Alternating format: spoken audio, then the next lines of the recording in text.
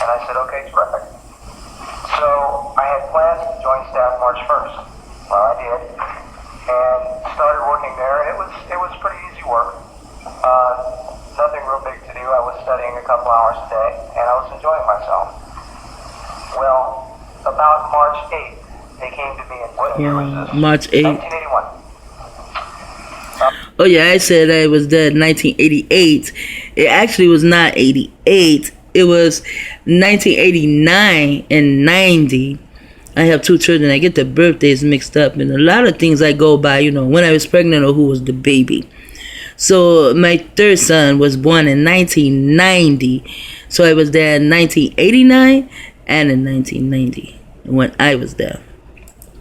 A year ago then? Yeah, a little over a year ago. Okay, March 8th, 1981, I believe that's the date. My supervisor, his name was David Horgan, he was in charge of Division 6, a public division in that Horgan. H-O-R-G-A-N? H-O-R-I-G-A-N. H-O-R-I-G-A-N.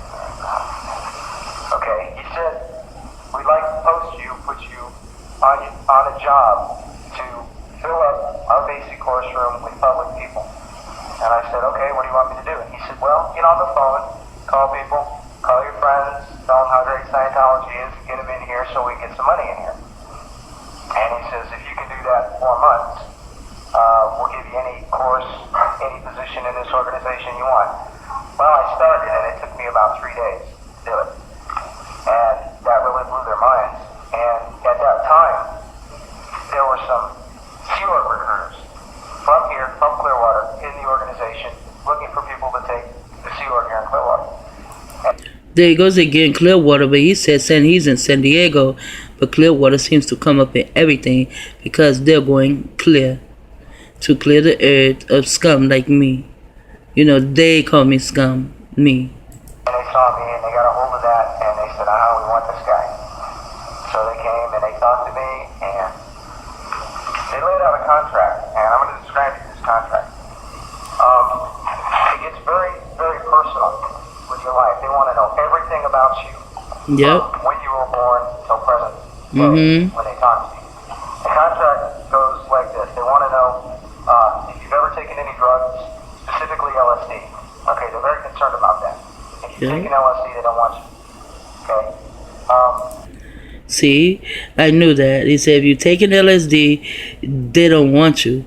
But yeah, I told them about John giving me LSD and they wanted me. And I don't know why they tell the people if you're taking LSD, they don't want you, because Timothy Leary is tied up in this too. And Timothy Leary, he gave the people LSD using mind control. Using it to mind control them. And Timothy Leary, he mind controlled those hippies very well. When the police came to put his ass in jail, shit, they all went down to get him out. They were so much under mind control. People seem to always need someone else to lead them instead of using their own mind. They even go as far as to ask you, have you had any sexual relationships? How many? With whom? What schools have you gone to through your life? What were your teachers' names? What were your grades? Where have you lived? What were your addresses? How many times were your parents married? If they were divorced?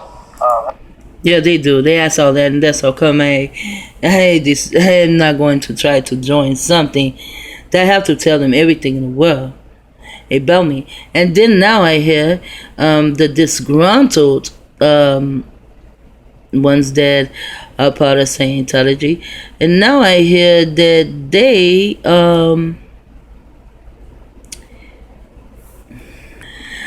now I hear that they're using the disgruntled Scientologists sex life. They're using everything they can against them. See, I was raised by Frankie J. And and still today, I have some of Frankie J mind control. I call it Frankie J mind control. See, it's just certain things you don't tell people. Frankie J told me that one thing, when it comes to your sex, you and your sex partner, your sexual activity, you don't tell that to anyone. It's no one's business. You do not tell these things to anyone, and I didn't. And Scientology wanted me to tell them, no, I don't talk about my sex life. It's no one's business. You know, I mean, did they say, you know, are you homosexual? No, I'm not. You know, they knew I was married, but you're not getting any information about any part of my sex life, especially me when I was a virgin and now I'm not a virgin. No, you're not going to get the first time I had sex. What? No. See, that's what I mean. I don't get into peer pressure. So I didn't get into a lot of that shit that these other people got the dumbasses into. I didn't get into that. Now, I was also saying that Scientology can tear down your family and you're not even Scientology. Because they use all type of things and handheld weapons. And they can also send others to tell you stupid shit about your family members. But to me, it has to be something deeper. Somebody just coming to tell me, oh, you know, your child is wooty woo, whatever. That's not going to get it. You know, I really wonder. I know what they said to my niece. You know, they told my niece that it was either me or her. She had to take her choice. They also told my niece that they would put her in the mental institution. They tell a lot of people these things. And since people are afraid of them, I guess my niece just said, you know, her life is way better than mine. Yeah, my niece, she saw how I have fallen. You know, I was doing things, you know. Wow, I was on the move. You know, it was no stopping me. All of a sudden, you know, I was homeless. Man, within a twinkling of an eye, damn near. And it was like I was taken out of my world and put into this world. And the people here look like my family, but it was like there's no way in hell this is my family. I mean, none of them have my back. None of them have my back. So it has to be something that they're using on the people. And there's a lady, her name is Kilda, and they did kill her. She said that they have this weaponry that they can change your mind. Like, she used the word love, though, you know. Like, you know, you love this person and all of a sudden you just start looking at this person all different and shit. Yeah. And they also have chips that can do that to you, too. Yeah, I saw videos a good while ago, and then I ran into it again today. It was talking about Farrakhan being chipped. Possibly Farrakhan is dead and he is a clone. But I'll go for him being chipped. I can even go for him being dead and being a clone. But if he's chipped today, then Farrakhan was chipped a long time ago. Farrakhan has always been caught up in this shit. And who's to say that these people are not chipped, you know? They're saying, you know, people are chipped. I know I have 2 chips. If I have any more, I don't know. But there's one over my lip, and then there's one in my arm. And I'm not trying to dig them out. If they're there, they're there. I also listened to someone, she said that also if you're a target, you know, everyone has these programs and you've broken your program. And then Scientologist, the little young guy, he said, his name Saint Nick, he said that most people are in a hypnotic trance. And so to break my program is to break the hypnotic trance. So I broke the hypnotic trance. And these people, I wonder what have become of them. I mean, I even saw his grandson. Let's go and listen to his grandson. You know, L. Ron Hubbard also has a son who is gay and he killed himself. I haven't looked into it yet. But well, and it's a possibility he's gay because of the Kinsey syndrome. So no one can tell me that there is no pedophilia going on in Scientology. Now, these are the people who are against Scientology, but when I look right here, I see blood.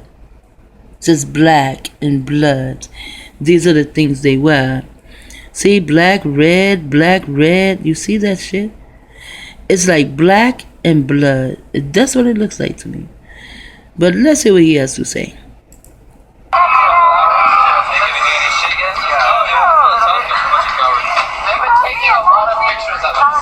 Then I'm going to listen to another one of what he says.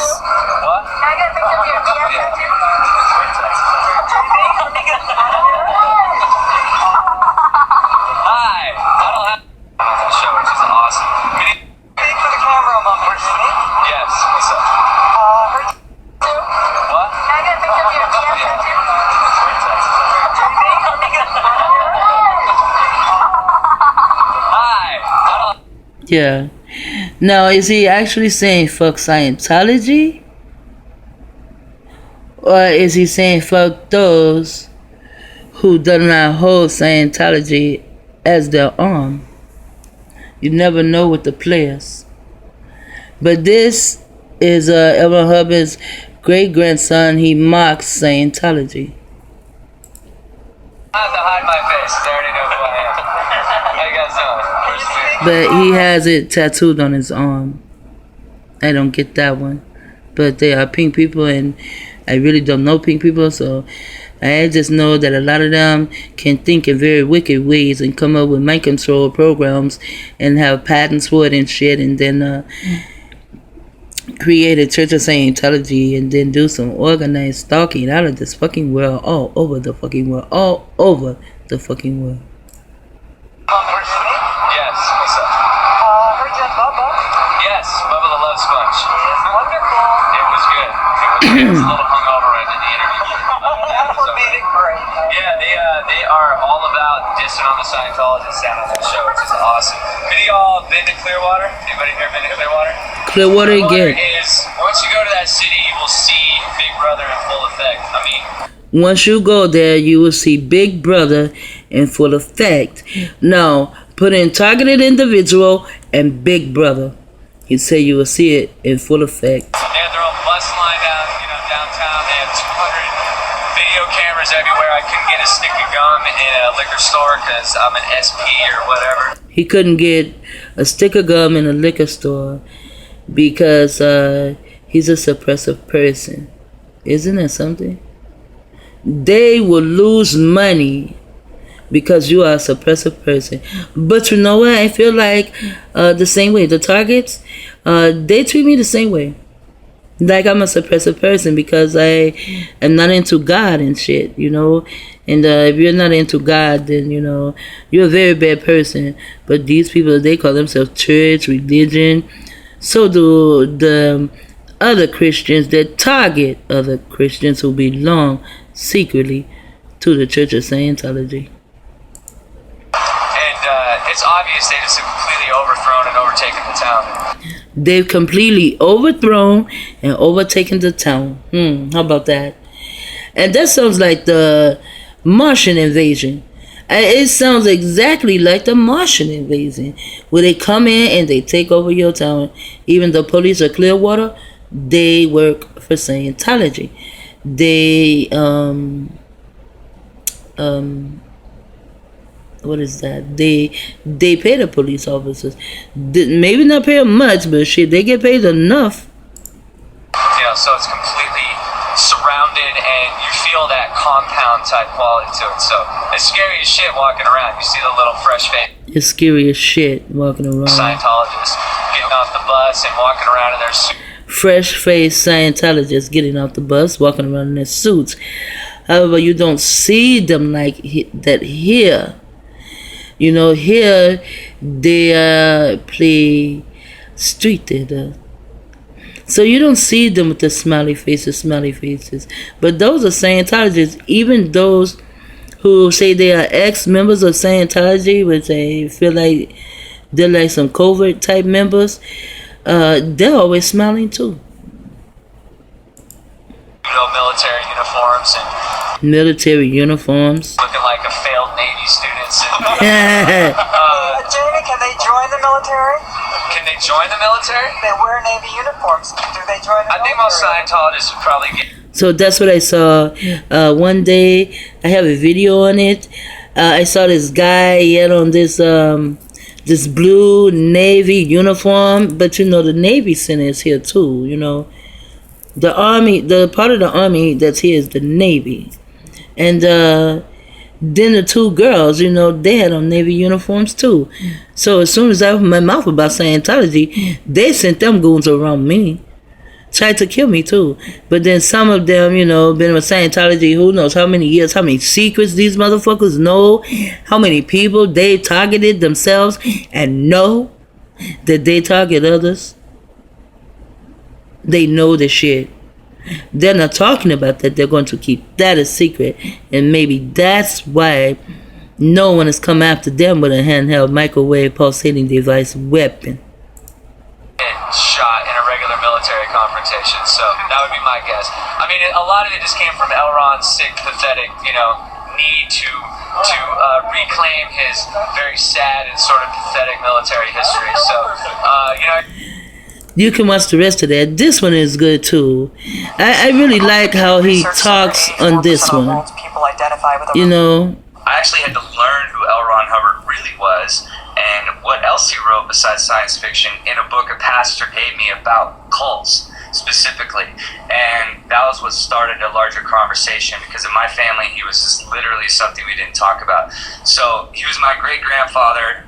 His first son was L. Ron Hubbard Jr., who was my grandfather, and his first child was my mother. So I was the oldest child, I was the oldest grandchild, and I mean, it was just something that nobody ever wanted to discuss. And also, when I was a kid, that see, L. Ron they use Jr. that word was kid. Also actively battling against his father to basically his dying day. So it was just something that we just didn't bring up in the house because it was constant and current. And, you know, even now, some of my family won't talk about it. I'm actually one of the last people that will. That's absolutely fascinating. You know, you're one of the most outspoken critics of Scientology. According to Village Voice, you're listed actually at number 22 out of 25 people crippling Scientology. Are you sad that you're not higher on that list? Now see, they're saying these people are crippling Scientology, but for a very long time, I just showed you this guy here. That's L. Ron Hubbard's son. He exposed his father, and others came too. But yet his father kept going, and it got bigger and bigger and bigger and bigger and bigger. So it's like almost everything I see, it says, you know, Scientology is falling down. Scientology is dwindling down, this, that, and another. But I don't see that. You know, because those who are hiding, like in political places, in the churches, in the schools, and these businesses that own the businesses, all these people are part of Scientology. What the fuck you mean they're crippling? And now that Fairy Khan has come up out of the closet, he's bringing in all of his. Now I have slew of melanated, targeted, melanated gain stalkers, and the girls seem to all have natural hair, you know, and some of Muslims, they do have natural hair, you know. And so I don't know if this man is being crippled or not, if Scientology is being crippled or not. I know that Scientologists is performing all kind of street theater, there is actually organized gang stalking. But to them, they're playing a part. It's street theater. It's not their fault that only you can, or me can see that they are street actors and they're performing theater and now also using handheld weapons, which can also be the phone, on anyone. And so since others can't see it, it's not their fault that others can't see it. And so since others can't see it because they're still in a hypnotic trance, then those of us who can see it, or those of us that they have made sensitized, they made us to be sensitized to it, we are delusional. Almost every target that I've listened to, we are delusional. So, I don't know how much longer Scientology will go on, but the crippling of Scientology, that's a motherfucking lie. They're getting stronger and stronger and stronger every fucking day. Why they make us weaker and weaker and weaker. One girl, she put up a video. This is 21 minutes there. I really want to show you that video. It's not about Scientology or anything, but it's the thing she wrote about. And I don't even know if she's still on YouTube or not. And I'm going to, shit talker later.